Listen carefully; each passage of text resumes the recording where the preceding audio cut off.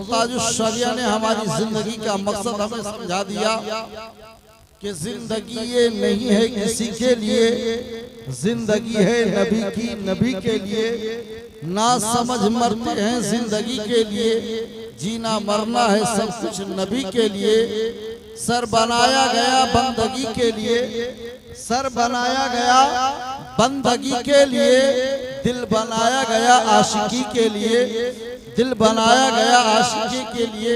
तो बिरादरान इस्लाम, हम और आप अपनी जिंदगी के मकसद को जाने और उसको बेहतर बनाने की कोशिश करें।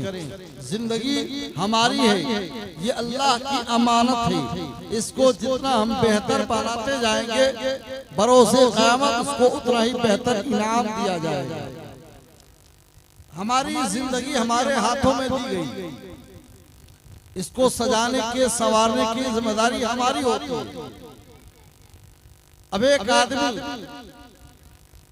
मैला कुचैला हाल में हो और लोग कहें भाई थोड़ा साफ सुथरा हो जाओ, लेकिन वो साफ सुथरा होने के लिए तैयार नहीं है, तो हमेशा मैला ही रह जाएगा, साफ सुथरा। लेकिन अगर वो नसीहत कबूल कर ले, लोगों की बातें मान ले, तो एक न एक वक्त ऐसा आएगा कि वो फिर चमकता हुआ नजर आएगा। तो बुजुर्गों का फरमान हमारे लिए इस्लाह का काम करता है। अगर हमने उस इस्लाह की बातों को अपना लिया तो हमारी जिंदगी बेहतर बन सकती है। और अगर सिर्फ सुन लिए, सुनकर सो गए, तो जैसे कल थे वैसे आज नजर आए। बिरादरान इस्लाम, मैंने एक छोटी सी आयत की तिलावत की है, मुख्तसर आयत। रब फरमाता या आमनू तकुल्लाह, ऐ ईमान वालों अल्लाह से डरो और सच्चों के साथ हो जाओ। इस आयत मुबारका के अंदर कम से कम 3 बातों का जिक्र है। नंबर 1, ईमान वाला। नंबर 2, तकवा वाला, परहेजगार। नंबर 3, किसी नेक बंदे की सोहबत।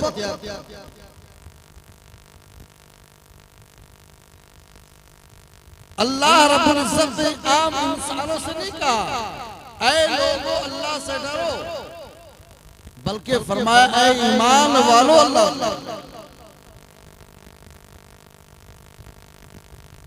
जो मोमिन है अल्लाह उनसे कह रहा है कि तुम डरो, परहेजगारी अख्तियार करो, नेक बनो, वफादार बनो। जो तुमने रब से वादा किया है उस पर अमल करो। जब ईमान वाले को हुक्म मिला कि तुम ईमान वाले हो, तो अल्लाह से डरने की आदत डालो, अल्लाह का खौफ अपने सीने में उतारो, अल्लाह के खौफ अपने सीने में बसाओ। और उसके बाद जब ईमान की सलामत रहे, तकवा भी हासिल हो जाए, तब उसके बाद हुक्म दिया गया कि किसी नेक बंदे की सोहबत। आखिर क्यों?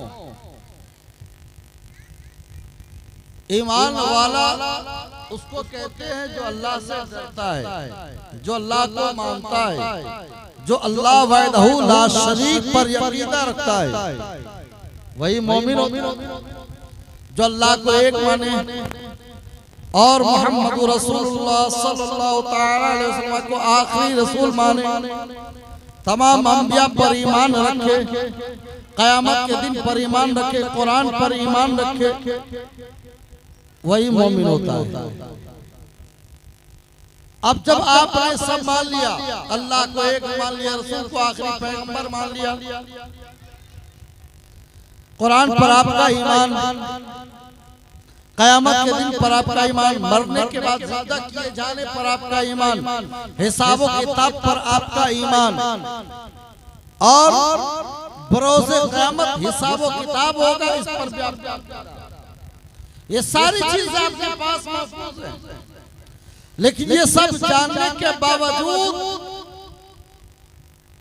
हमारे अंदर चेंजिंग कहाँ है, तब्दीली कहाँ है, बदलाव कहाँ है? जब एक बंदे को पता चलता है कल इम्तिहान होने वाला है या एक महीना बाद इम्तिहान है, तो वो इंसान अपनी तमाम चीजों को, ऐशो आराम को छोड़ देता है और तमाम खेल कूद को रोक देता है, तमाम घूमने फिरने के मिशन को बंद कर देता है। जब उसे खबर हो जाती है ये मई चल रहा है, जून में एग्जाम होने वाला है, जून में इम्तिहान होने वाला है, वो भी बहुत हार्ड इम्तिहान है, सख्त इम्तिहान है, बहुत ज्यादा असर पजीर इम्तिहान है, बहुत ज्यादा उससे हमारी जिंदगी पे असर पड़ेगा। ऐसे इम्तिहान के लिए वो तैयारियां करता है, इतनी तैयारी वो करता है ताकि वो इम्तिहान में कामयाब हो, सक्सेस हो, पास हो जाए, नंबर 1 उसे हासिल हो जाए। नंबर 1 न भी मिले तो कम से कम कामयाबी की मंजिल हासिल हो जाए। इस मिशन के तहत वो एक एग्जाम निकालने के लिए, एक एग्जाम को पास करने के लिए खेल बंद कर देता है, घूमना फिरना बंद कर देता है, तमाम चीजों से अपने आप को दूर करके खुद को किताबों से जोड़ देता है, खुद को किताबों से करीब कर देता है, अपने तमाम असबाक को याद करता है, तमाम स्कूल के मामलात को समझता है, हत्ता के वो मुकम्मल महीनों दिन हर काम छोड़कर सिर्फ इम्तिहान की तैयारी, हत्ता के गार्जियन इतने जो उस बच्चे के इस कोशिश में वो भी मदद करते हैं। मसलन अचानक लाइट चली जाए तो गार्जियन उसके लिए लालटेन का इंतजाम करते हैं या मोमबत्ती का इंतजाम करते हैं, या आज के डेट में बहुत सारे लैंप निकल गए हैं, लैंप का इंतजाम कर देते हैं ताकि मेरे बच्चे को पढ़ने में डिस्टर्ब। आप अपने बच्चे को दुनिया के किसी स्कूल में, कॉलेज में, यूनिवर्सिटी में पास कराने के लिए इतनी मेहनत करते हो, कभी आपने ख्याल किया कि ये तो वो इम्तिहान है जो दुनिया में दिया जाएगा और इसका बदला दुनियावी ही हासिल होगा। अगर इस इम्तिहान में पास भी हो गए तब भी हम दुनियादारी ही हासिल करेंगे, IAS बनेंगे, IPS बनेंगे, DM बनेंगे, PM बनेंगे, दिगर ओहदों पर हम फायज हो सकते हैं, इससे दुनिया मिलेगी।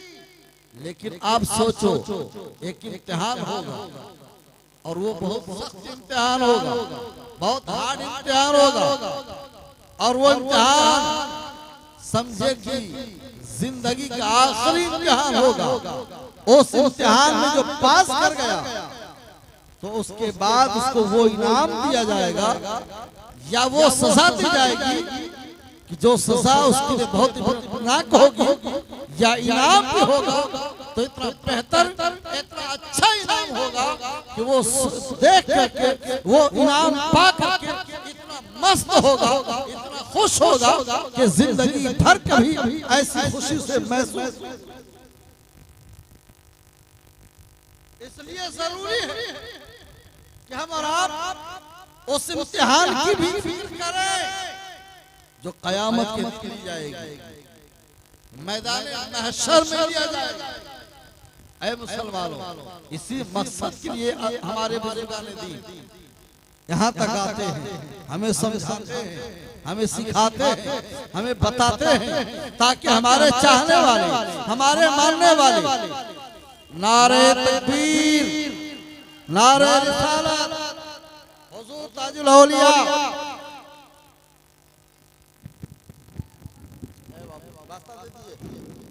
हजरत अभी कुछ लम्हे के लिए जा रहे तशरीफ ला रहे, फिर लाएंगे तशरीफ।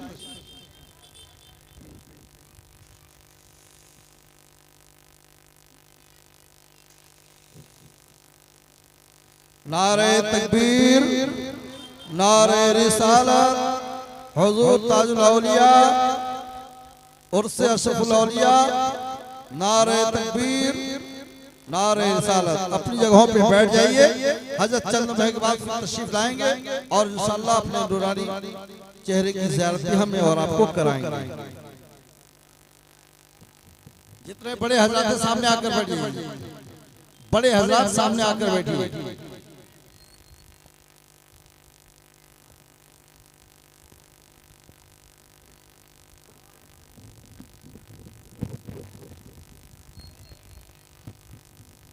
दो बार अल्लाहुम्मा सल्ली अला सय्यिदिना व शफीना व हबीबना नबीना वअला आलिहि व सहबिहि व सल्लम सल्लु अलैहि सलातु व सलाम अलैका या रसूलल्लाह सल्लल्लाहु तआला अलैहि वसल्लम।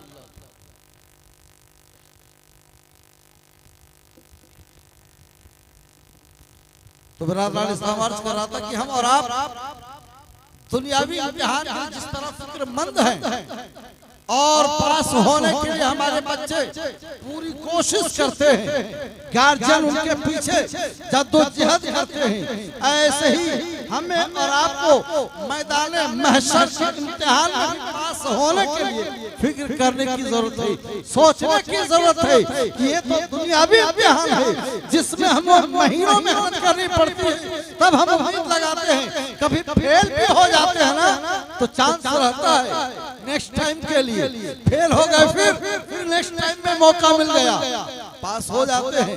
लेकिन वो मैदान महशर है जहाँ हिसाब व किताब होगा और फैसले होंगे, वो फैसले आखिरी होंगे, उस फैसले के बाद फिर कोई मसला नहीं रहेगा। जो जन्नती होंगे वो जन्नत में नजर आएंगे और जो जहन्नम होंगे हमेशा जहन्नम में जल्द नजर आएंगे। ऐ लोगों, इसलिए उस मैदान महशर के इम्तिहान की भी फिक्र करो और कोशिश करो कि जो सांसें चल रही हैं इन सांसों के रहते हुए ही हम कयामत की तैयारियों में भी लगे। ब्रदर इस्लाम, तो नंबर 1 कि ईमान वाला होना मस्त। दूसरी चीज तकवा इख्तियार करना, परहेजगारी। परहेजगारी का मतलब यह है हर मैदान में हर मामले में परहेजगारी। ऐसा नहीं कि सिर्फ नमाज पढ़ा जाए, सिर्फ रोजा रखा जाए, सिर्फ ज़कात दी जाए, सिर्फ हज किया जाए, ये मामला नहीं है कि सिर्फ हज और ज़कात और रोजा नमाज की पाबंदी कर लिया तो हम मुत्तकी बन गए, हम परहेजगार हो गए, हम नेक हो गए। नहीं दोस्तों, तकवा का मतलब ये होता है कि जो हुक्मुल्लाह है उसको भी अदा किया जाए, जो हुक्मुल इबाद है उसको जो अल्लाह का हक है उसे भी पूरा करो, जो बंदों का हक है उसे भी।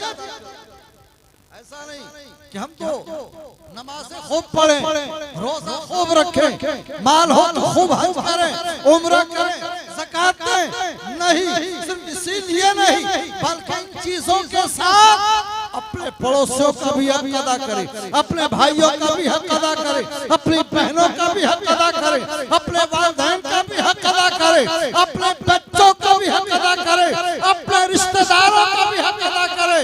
अगर हमारे पास नमाज रोजे हैं, ज़कात और खैरात है, सदका और नवाफिल इबादतें हैं, लेकिन अगर हमने किसी का हक मार रखा है, हमने किसी की हक तलफी की है, तो ये इबादतों के बावजूद हमें इसके हक मारने की वजह से अल्लाह हमें कहीं अजाब न दे दे, कहीं हमें जहन्नम में न डाल दे। इसलिए तकवा का मतलब यह होता है कि जहाँ अल्लाह की बंदगी हो वही बंदों का हक भी।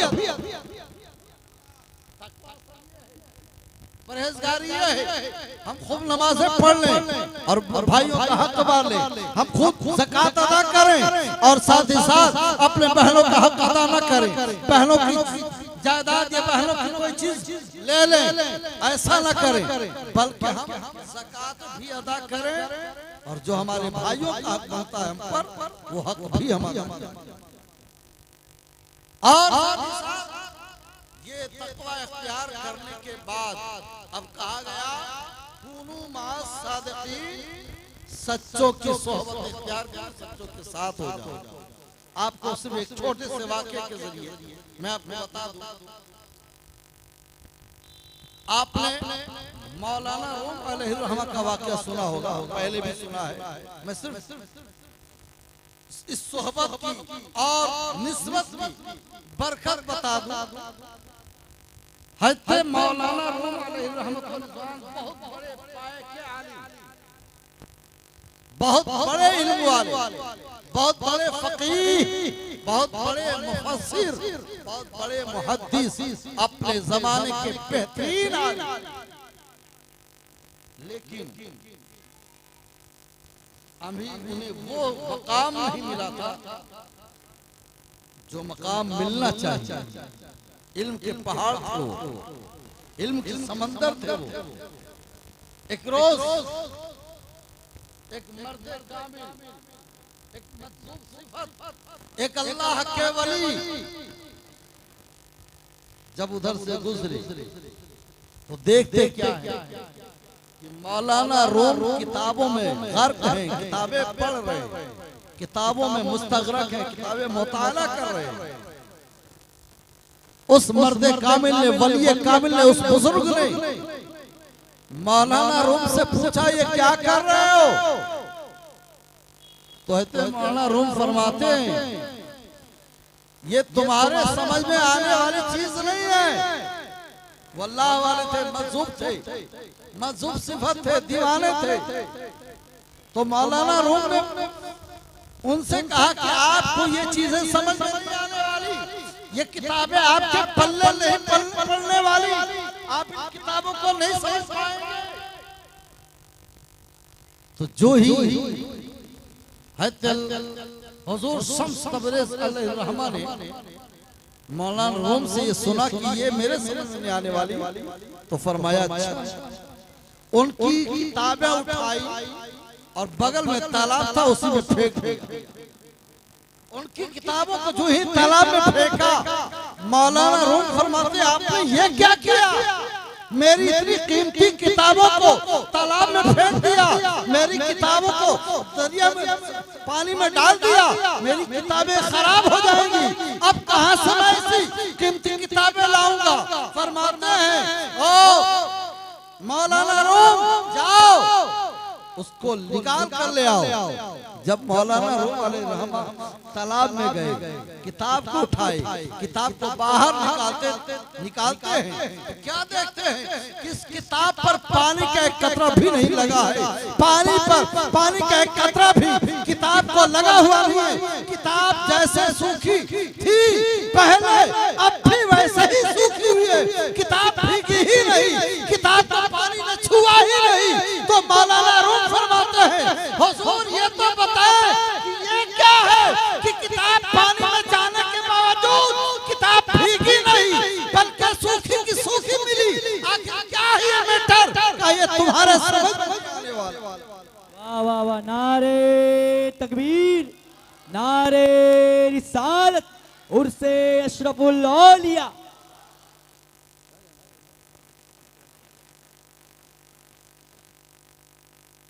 मौलाना शम्स तबरेज़ अलैहिर्रहमा फरमाते हैं मौलाना रूम ये तुम्हारे समझ में नहीं आने वाली चीज। समझ गए मौलाना रूम, ये कोई आम आदमी नहीं है, ये कोई आम शख्स नहीं है। फौरन उन्होंने दामन थाम लिया और कहा हुजूर मुझे अपने गुलामी में ले लीजिए, मुझे अपना मुरीद बना लीजिए। जरा सोचो, इल्म का पहाड़ है वो, इल्म का समंदर है, लेकिन वो कमाल हासिल न हो पाया जो मुरीद होने के बाद और दामन में आने के बाद, उनका दामन थामने के बाद जो कमाल हासिल हुआ है कि कल तक उन्हें पूरा मुल्क के रूम मौलवी कहता था, लेकिन जो ही उन्होंने पीर का दामन थामा है, अल्लाह वाले की सोहबत इख्तियार की है, अल्लाह वाले से निस्बत कायम की है। मुल्क के रूम में सब मौलवी थे। मौलवी मौलाना रूम अलैहिर्रहमा को पूरे रूम शहर वालों ने मौलाना कहना शुरू किया और फरमाते हैं मौलाना रूम कि मैं उस वक्त तक मौलाना नहीं बना था जब तक कि शम्स का दामन शम्स तबरेज़ का दामन मुझे मिल गया, मैं मौलाना बना। ये निस्बतें होती हैं, ये अल्लाह वालों की सोहबतों का फैजान होता है कि जो इंसान अदना भी हो तो निस्बतें काम कर जाती हैं, वो आला होता हुआ चला जाता है, बुलंदियों को छूता चला जाता है। ऐ मुसलमानों, आज हम लोग मुरीद तो हैं, मुरीद तो हैं, लेकिन ख्वाबों में मुरीद होते हैं, सपनों में मुरीद बने हुए हैं। रियल मुरीद का मतलब जानते हैं? जैसे धोबी के हाथ में कपड़े होते हैं, रियल मुरीद का मतलब जैसे धोबी के हाथ में कपड़े, जब धोबी के हाथ में कपड़े आ जाते हैं ना, तो कपड़े को जब साफ करता है तो उस पे मुरव्वत नहीं करता, बल्कि उसे पटकता है, साबुन लगाता है, पानी डालता है, पटकता रहता है, हत्ता के जब वो धोबी उस कपड़े को पत्थर पे बार बार पटकता है, इतना पटकता है, इतना रगड़ता है, इतना उसे साबुन और सरफ से पानी से गुजारता है कि हर एक हिस्से से मैल निकल जाता है। वो मैला कपड़ा आहिस्ता आहिस्ता वाइट होता है, साफ होता है, फिर अपनी चमक के साथ चमकता। ऐसा ही मुरीदों का हाल है। अगर वो पीर के पास ऐसे ही कपड़े की तरह खुद को रख दे, हुजूर मैं आपके हाथों में हूँ, आपको जितना मुझे इम्तिहान लेना है, जितना साफ करना है करें, जो आप कहेंगे वैसा ही करूंगा, जो आप चाहेंगे वैसा ही मैं अमल करूंगा। आप कहेंगे मुझे दिन को दिन कहना है, रात को दिन कहना है, तो मैं रात को भी दिन कहूंगा। अगर आप दिन को रात कहने के लिए हुक्म दे तो मैं रात को दिन भी कहूंगा। क्या मतलब? अपने पीर के हाथ में खुद को ऐसे हवाले कर दे, तू अपनी जान का मालिक नहीं, अपने जिस्म का मालिक नहीं, अपने बॉडी का मालिक नहीं, अपने ऊपर अपने इख्तियार नहीं, बल्कि अपने ऊपर अपने पीर का इख्तियार। तब वो मुरीद कामिल बनता है, तब वो मुरीद पास भी होता है, और वही मुरीद कामयाब भी हो। हम लोग बताएं, हम में से कितने लोग हैं, हम लोग आज दामन थामने के बाद आजाद हो जाते हैं, नमाज से आजाद, रोजा से आजाद, ज़कात व खैरात से आजाद, हुकूकुल इबाद से आजाद। अब हलाल हराम क्या है नहीं समझते, जायज नाजायज क्या है नहीं मानते, हल गिबत चुगलखोरी गुनाहों में जिंदगी गुजारना हमें कुछ समझ में नहीं आता। यानी हमने मुरीद तो हो गए, लेकिन मुरीद होने का जो हक बनता है हमने उससे अदा न किया, हमने पीर के किसी हुक्म की तामील नहीं की, फिर न हमने नसीहतें की, हमने उस पर अमल नहीं किया, तो हम पीर के फैजान से माला माल कहाँ हो रहे हैं? माला माल उस वक्त होंगे जब उनके कहे मान ले, जब उनके हाथों में खुद को दे और इस तरह दे वो जैसे चाहे वैसे रखे। आपको मैं बता दूं एक वाकया, एक शख्स बाजार में बेचने के लिए लाया गया, खरीदार उसे खरीद लिया। जब खरीदार ने उस गुलाम को खरीद लिया तो गुलाम को लेकर वो अपने घर गया और गुलाम से कहा, आज से तुम मेरे गुलाम हो, अब तुम्हारी जिम्मेदारी है कि जो मैं कहूं से मानते रहो,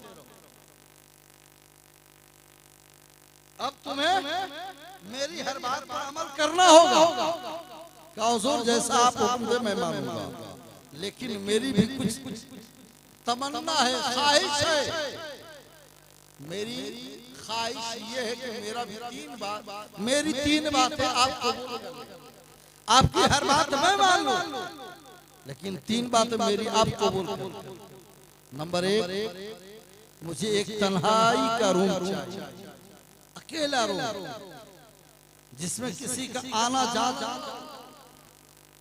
जहां कोई आता जाता ना हो, ऐसा अकेला एक रूम चाहिए मुझे। कहा चलो ये भी मुझे मंजूर। कहा उसके बाद ये है कि आप दिन भर मुझसे जो काम लेना चाहे लें, लेकिन रात को मुझे माफी दे, रात के वक्त से कोई काम ना ले। उसके बाद मालिक से उन्होंने कहा कि आप जो चाहे मुझसे मुझे नाम दे दे। बहरहाल उस बंदे ने अपने मालिक से कुछ बातें जो रखी मालिक ने भी कबूल कर लिया, मान लिया। अब ये गुलाम दिन भर सुबह से शाम तक अपने मालिक के हुक्म के आगे सर झुकाए रखता, जो मालिक कह देता मान लेता, कर देता, हर काम बजा लाता, किसी काम में कटौती नहीं, किसी काम में सुस्ती नहीं, किसी काम में कोताही नहीं, मालिक के हर एक हुक्म पर अमल करता चला जाता, दिन भर ये कामों में मसरूफ। जब रात का हिस्सा शुरू होता चला जाता अपने तन्हाई वाले रूम में, और एक ऐसे रूम का इंतखाब उसने किया जो बहुत सजा हुआ नहीं था, रंगो रोगन नहीं था, बहुत उसमें टाइल्स मार्बल नहीं लगे थे, बल्कि एक ऐसा कमरा जो देखने के लिहाज से कूड़ादान की मानंद था, कूड़े खाने की तरह था, ऐसे मैले कुचैले उन्होंने इंतखाब किया।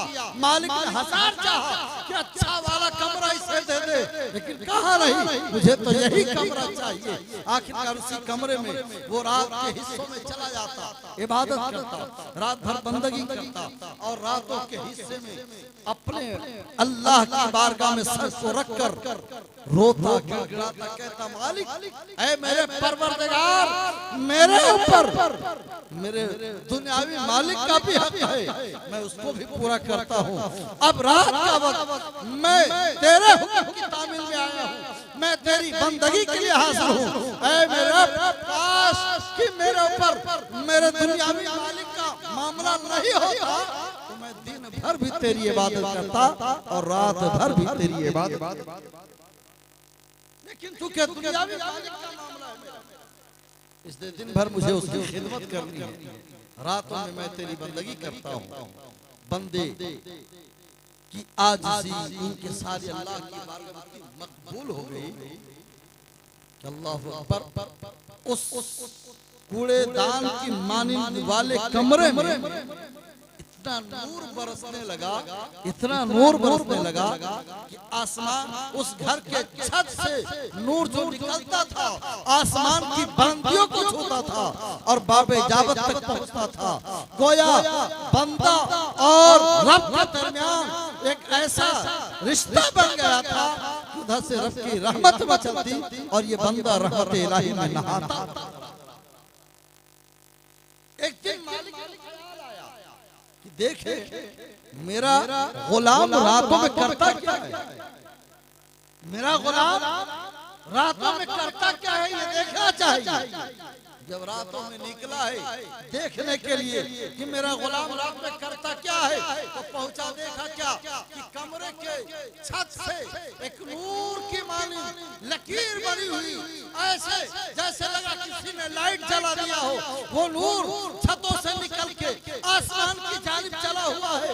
ये जब बस उस मालिक ने देखा है कि मेरा गुलाम सजदे में है और उस कमरे के छत से नूर निकलकर आसमान की जानिब जा रहा है, तो मालिक को यह समझ में आ गया कि मैं जिसको गुलाम समझाऊं वो गुलाम कोई आम शख्स नहीं, अल्लाह का वली नजर आता है, अल्लाह का नेक बंदा नजर आता है। मालिक को शर्मिंदगी हुई कि मैं तो उसे अपना गुलाम समझ रहा हूँ, लेकिन वो तो अल्लाह वाला है, अल्लाह का वली है। आखिरकार एक दिन देखा, दूसरे दिन बेगम को लेकर आया, उसको भी दिखाया, दूसरे दिन के बाद आया, देखा वही मंजर है, वही मामला है, वही हाल है।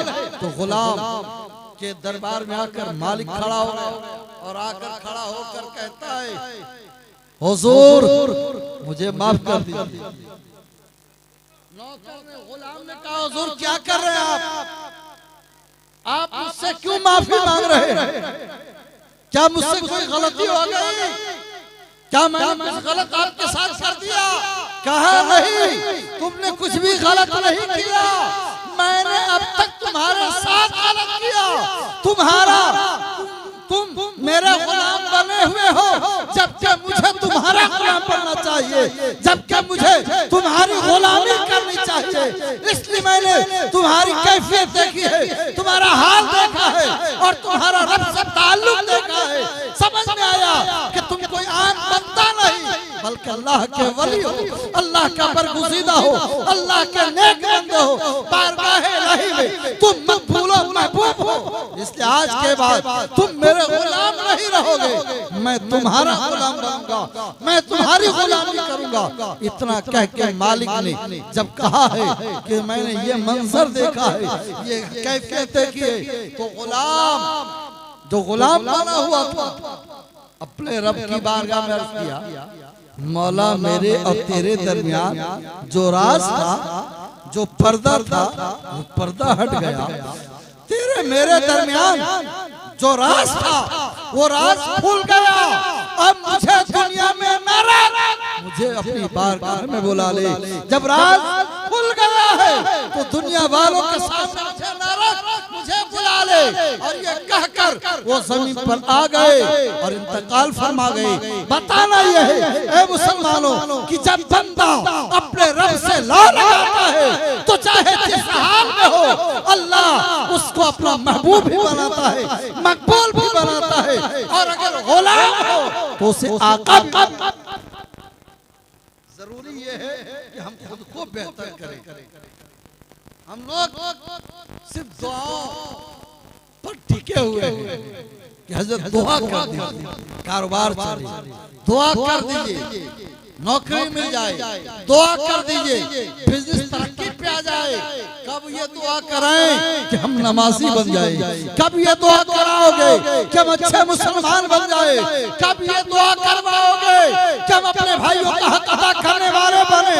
कब ये दुआ करवाओगे कि हुजूर मुझे गीबत, चुगली और हरामखोरी से बचने के लिए दुआ कर दीजिए कि मैं ये बुराइयों से बाहर निकल जाऊं, गुनाहों से बाहर आ जाऊं, गुनाहों को छोड़ दूं। ऐसी दुआ कर दीजिए कि मेरी जिंदगी गुनाहों के दलदल से निकलकर अच्छाइयों के राह पर गामगाम। ये दुआ कब करवा? इस दुआ के लिए किसी के पास टाइम नहीं है। ऐसी दुआ कराने के लिए किसी के पास वक्त नहीं है, क्योंकि ऐसी दुआ की जरूरत महसूस ही नहीं होती। लेकिन ऐसी दुआओं की जरूरत अल्लाह वालों को होती है। अल्लाह वालों को ये ख्याल रहता है कि अगर एक बंदे का जरा सा भी हक मुझ पर रह गया ना, तो कयामत के दिन उसका बदला देने में तबाही आ जाएगी। थोड़ा सा भी हक मैंने किसी का रख लिया है तो कयामत के दिन उसका बदला देने में मेरे तमाम अमाल खत्म हो जाएंगे, मेरी तमाम नेकियां खत्म हो सकती हैं, मेरे तमाम इबादतें खत्म हो सकती हैं, उसका हक अदा नहीं करेंगे। इसलिए आपके लिए दुद पापड़ी अल्लाहुम्मा सल्ली अला सय्यिदना व शफीना व हबीबना व नबीना मौलाना मुहम्मद।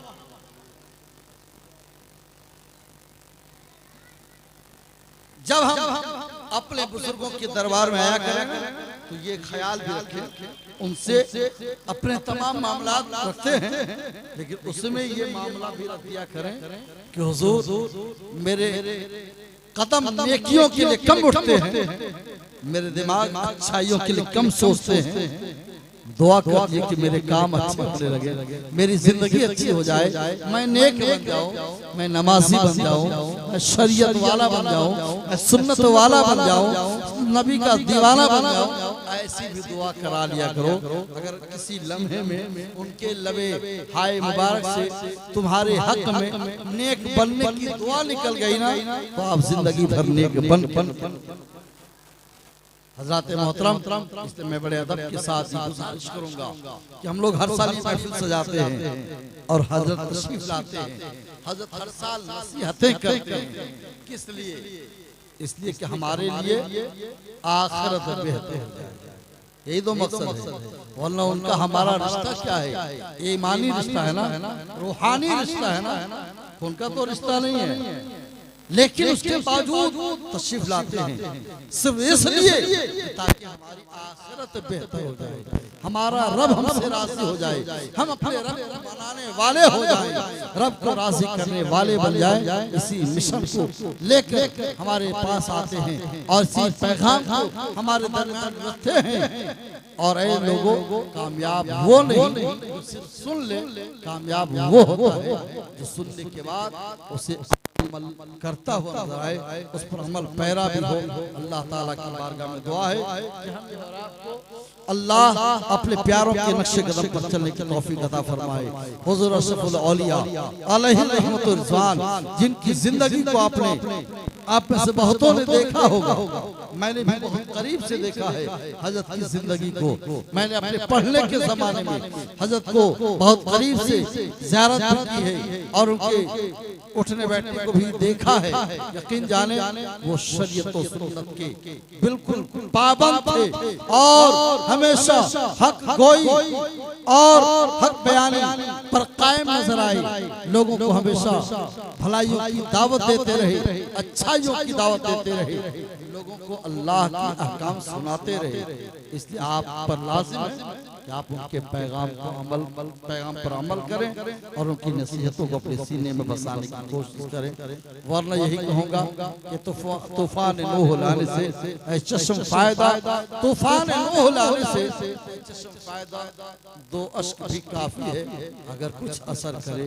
ये किस्सा लतीफ ना तमाम है, बया हुआ आगाज़ रफ्ता अस्तगफिरुल्लाह रब्बी मिन कुल्लि ज़ंब व अतूबु इलैह ला इलाहा इल्लल्लाह मुहम्मदुर रसूलुल्लाह। अब आपके दरमियान नात खाने मुस्तफ़ा बुलबुल बाग़ रिसालत हज़रत अब्दुल्ला शरीफ तशरीफ ला रहे हैं। इंशाअल्लाह उनके बाद फिर मेहमान शायर की आमद होगी।